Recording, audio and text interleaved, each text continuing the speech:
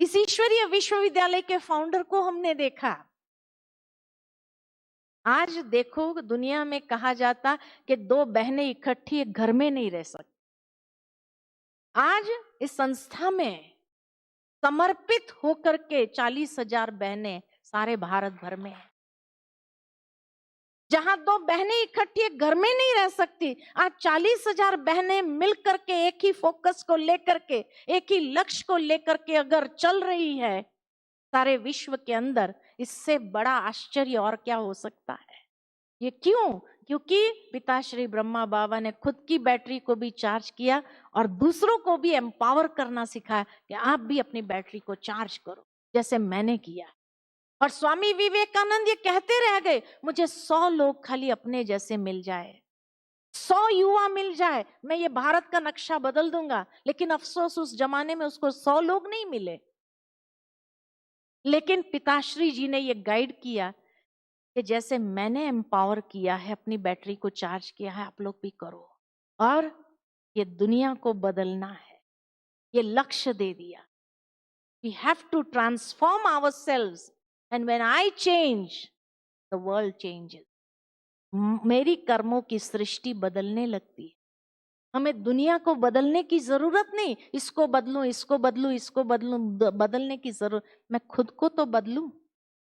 जब मैं खुद को बदलूंगी तो सब कुछ बदलने लगेगा, है ना। तो एक बार एक पिता अपने कोई काम में बहुत व्यस्त थे और उसका छोटा बच्चा बार बार उसको आकर डिस्टर्ब कर रहा था, बार बार कुछ ना कुछ कर रहा था। पिता ने सोचा जब इसको कोई ना कोई बात में बिजी रखना है, तो सामने एक न्यूज़पेपर देखा जिसके ऊपर वर्ल्ड का नक्शा था, फाड़ा और कहा इस वर्ल्ड के नक्शे को जोड़ दो। उसको लगा टाइम लगेगा इसको, तब तक मैं अपना काम पूरा कर लूं। लेकिन देखा 5 मिनट के अंदर बच्चे ने जोड़ दिया।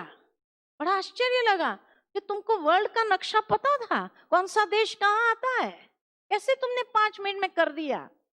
बच्चे ने कहा इस वर्ल्ड के नक्शे के पीछे एक व्यक्ति का चित्र था, मैंने व्यक्ति को जोड़ दिया, नक्शा अपने आप बन।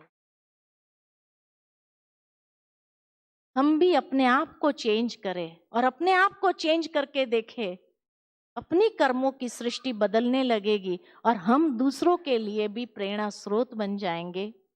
दूसरे हमसे इंस्पिरेशन लेकर अपने आप बदलना शुरू करेंगे।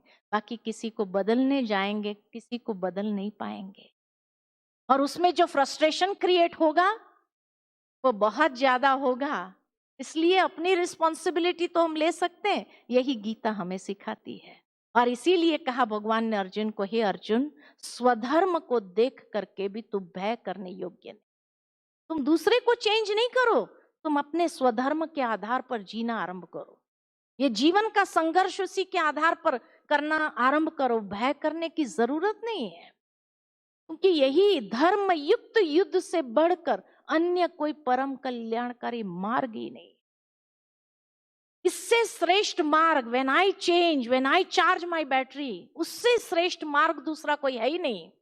किंतु यदि तुमने ये नहीं किया तो क्या होगा?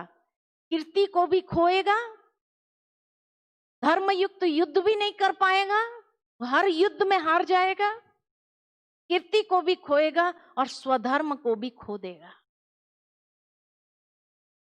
और तुम इतना निर्बल हो जाओगे, स्वधर्म माना बैटरी डिस्चार्ज हो गई तो इतना निर्बल हो जाओगे कि हर बार हर परिस्थिति का शिकार बनते जाएंगे।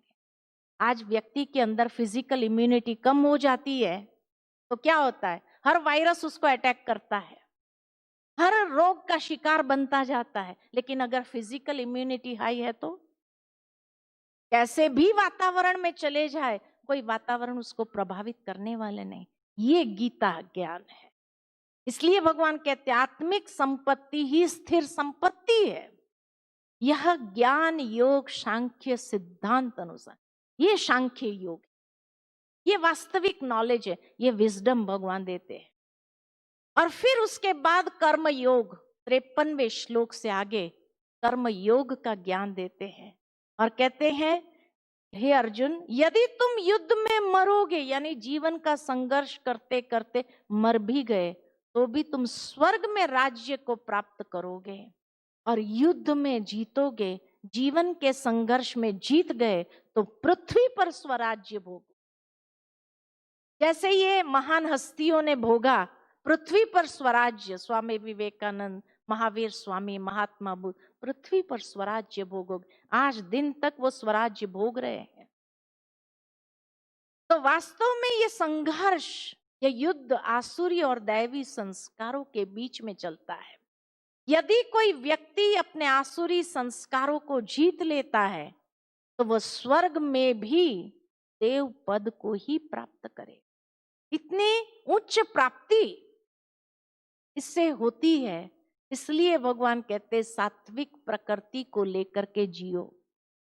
फिर आगे कर्म का आधार और विशेषताएं बताते हैं भगवान, और बहुत सुंदर बात कहते हैं और कहा, इस कर्म के द्वारा, इस कर्म माना ये सातों गुणों के आधार पर, स्वधर्म के आधार पर जब व्यक्ति कर्म का करेगा, तो कर्मों के बंधन से छूट जाए। कर्म का बंधन कैसे बनता है?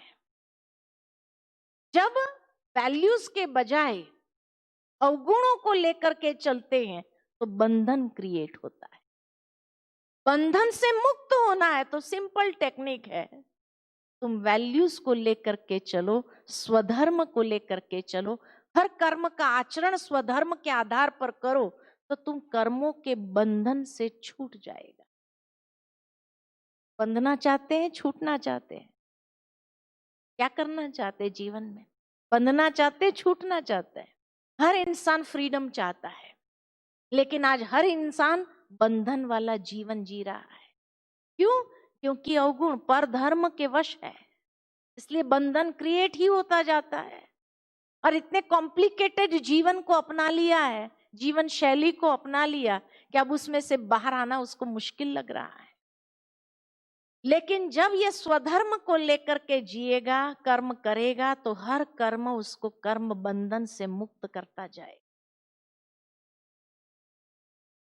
कर्म बंधन मुक्त जीवन चाहते हैं। फिर आगे भगवान कहते हैं, इसमें बीज का नाश नहीं है और प्रकृति के पास भी कोई उपाय नहीं कि उसको नष्ट कर सके।